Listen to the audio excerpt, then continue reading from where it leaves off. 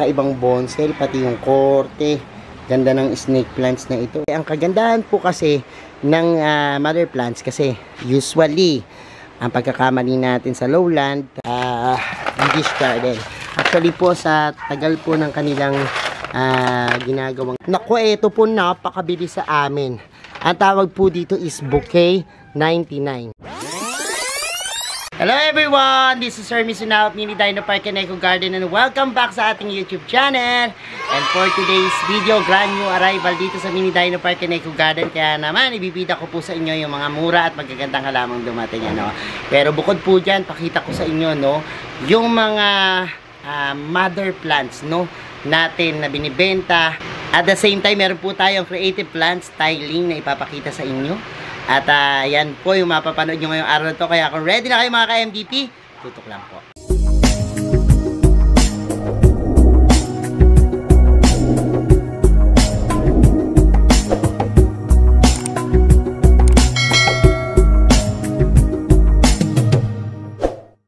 And we're back mga ka-MDP at ngayon nga pong araw na to, pakita ko po sa inyo yung mga dumating nating halaman. Ano? Tapos mamaya, gumagawa sila doon ng mga orders sa amin, ano, na mga bouquet, dish garden. Pakita ko po sa inyo yan mamaya. At tara, samahan nyo ako, umikot na.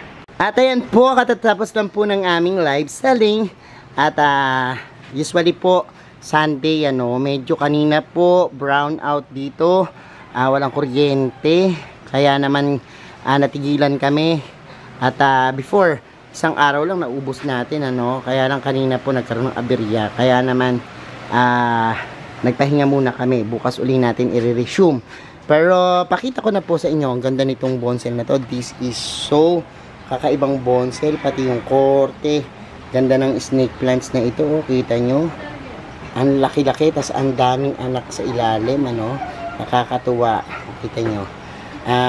Probably this is sobrang tanda na, no, years na po yung ganyang kalaking bonsai, pero ang laki-laki po yan. Aside from that, yan po, may nakakuha na yan. At meron tayong mga nag-mine, no, ng napakadaming mother plants na succulents, no. Ang gaganda rin po, no. Oh, ito nyo, ang ganda. Look.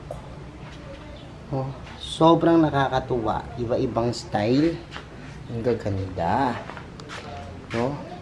So marami po tayo dyang mga napamine, no?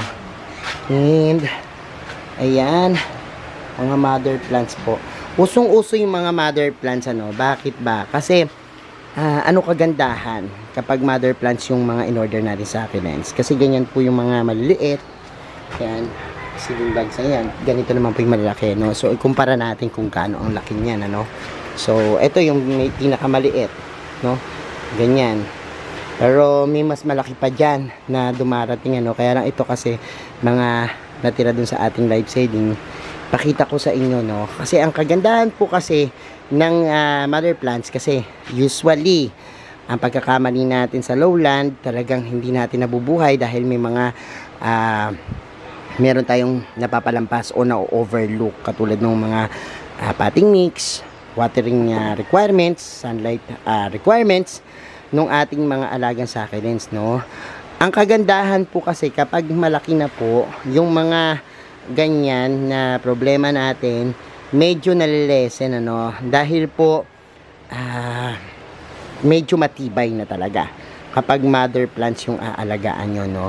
Dahil malaki na yung dahon, mas nakakapag yan, store siya ng tubig, no? So mas lesser yung pangamba na mamatay sila kagad, unlike nung maliliit pa, medyo mahina pa, no, na talagang kailangan bigyan mo ng atensyon. Pero kapag mother plants na po yung pag-uusapan natin, it takes years bago po sila ma-develop ng ganyan. And ito, sobrang mura lang ng ating mga mother plants dito, na to think, no, na taon na yung kinonsume niya, no, bago mapalaki ng ganyan, tapos maibibenta lang natin ng mura, no, mura lang natin yun nakukuha. Nag-start kami sa piso bid, no, kasi bidding usually yung ginagawa namin dito, pero minsan umaabot lang siya ng pinakamura na 100 or 150, no, nabibenta siya. Kaya tutok lang kayo lagi kapag magla-live na kami, no. Pero meron dito yung sobrang ganda, sobrang laki, minsan umaabot ng 1,000, no, yung bid natin, ano. Pero this one po, napaka-affordable naman ng mga to. Minsan nagsisale din kami, kaya makakakuha rin kayo ng talagang murang-mura, no. Ang kagandahan, hindi na kayo mag-iintay ng ilang panahon o matagal na panahon bago nyo ma-achieve yung ganyang itsura, no, yung ganyang laki, no. Pero same thing, yung ating binibigay na requirements o pag-aalaga sa kanila ay ganun pa din, ano. Parehas lang din naman, papalitan ng potting mix kapag dito sa lowland, kasi sa lowland po talaga importante yung uri ng lupa na ginagamit, ano, para sa kanila.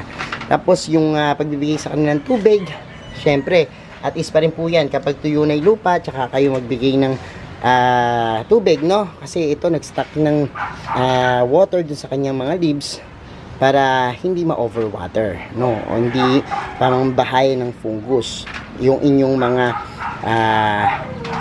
potting mix. Dapat importante na nagde-drain kagad sila, no.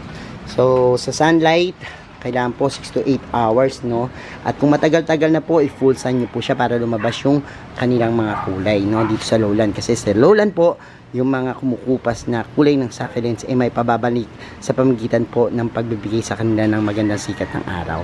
So ayan po yung mga mother plants natin. Kung may mga interesado po sa inyo, pwede kayong yan, manood sa aming live para po sa mga mechanics ng ating pagbibenta dyan, ano. And bukod po dyan, ayan, kita nyo, parang binagyo na tong ating mga maliliit, no. Yan, nag-live selling na rin kami kanina dyan. Ang dami nakuha. May mga, yan, per set kami, 500 pesos. Pero grabe, ang lalaki po niyan, ano. Nung ating mga dumating, mga upsize na mga succulents. And kapag binenta po ito, 3 for 100 lang. Makakabili na po kayo, no, ng iba't ibang klase, iba't ibang varieties po ng mga succulents, no. Magaganda sila. Nakakalibang talaga kapag mga succulents yung aalagaan. Kasi hindi sila common sa mga house plants natin, ano, na usually yung mga pothos, snake plants, yan makikita na natin dyan, rubber tree, mga ornamentals. Pero this one po kasi ibang klase yung pag-aalaga sa kanila, no. And cute sila dahil dun sa kanilang maliit na itsura, no, na makukulay, no. Kaya ang ganda-ganda. Punta naman natin yung ating mga creative plant styling dito sa Mini Dino Park. So, ayan po. Papahagis po ng pera kami ngayon. Andyan. Gumagawa na sila. Punta naman tayo dito sa ating yan, mga nagtatanim po ng ating mga succulents. Sila po yung dish garden. Actually po, sa tagal po ng kanilang ginagawang ganyan, na perfect na po nila yung pag-design. Katulad po nitong si Unang, napakagaling na po niyang mag-dish garden, no?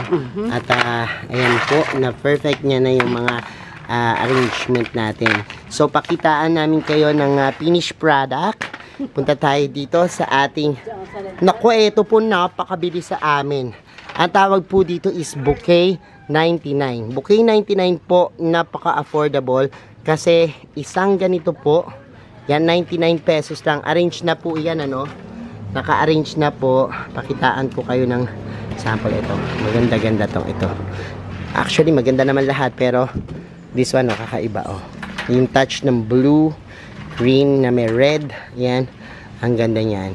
And marami po kayong pagpipili ang design dyan kasi yan po ay 99 pesos lang, ano. Nakalagay siya sa ganitong pots. White pot na po yan para maganda, no. Sa mga estudyante na bumibili, pambigay po, lalo ngayon Mother's Day, no, sa mga nanay, sa mga amiga, sa mga friends, talagang ito po madalas bilhin sa amin, ano. Lalo na po yung mga reseller, yan po, ano, binibili po sa amin yan para ibenta kasi usually po ito nabibenta ng 250 pesos tong 99 namin. Yung mga interesado, pwede po kayong mag-order sa amin ng ganyan, ano. Ahead of time lang po, ano, pre-order para magawa po natin. This one naman po is yung Dish Garden 250. Ang ganda rin po ng arrangement, oh. Kita nyo naman kung gaano kaganda, para kayong merong isang mini garden, no? Sa inyong bahay na talaga namang kaakit-akit, no?